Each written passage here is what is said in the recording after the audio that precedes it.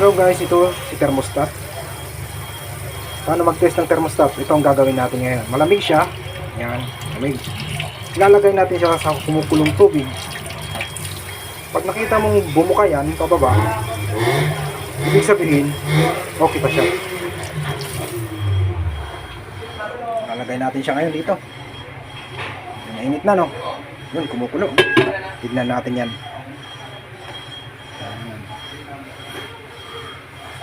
Uy! Uy!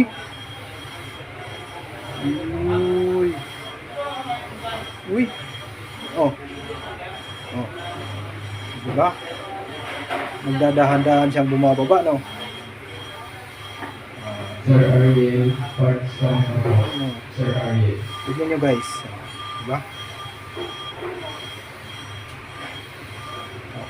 Nag-open na. Bumaba na yung goma. Yung spring. Yan o. Sa hit na niya. Nahit na niya. Yan. Pag ganyan nangyari, nag-open na yan, papasok na ngayon. Yung malamig naman na coolant, galing radiator, papuntang engine. Yun naman yan ang paiinitin ni thermostat.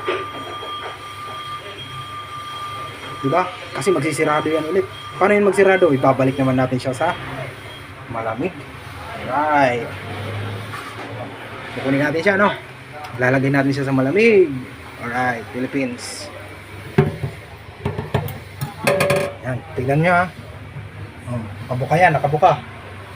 Tignan nyo, guys. Tignan nyo mga guys. Tignan nyo. Ayan na. Ayan na. Ayan na. Alright. Ayan na. Ayan na. Sirado na siya. Diba? Sirado na. Kanina bukang-buka, no?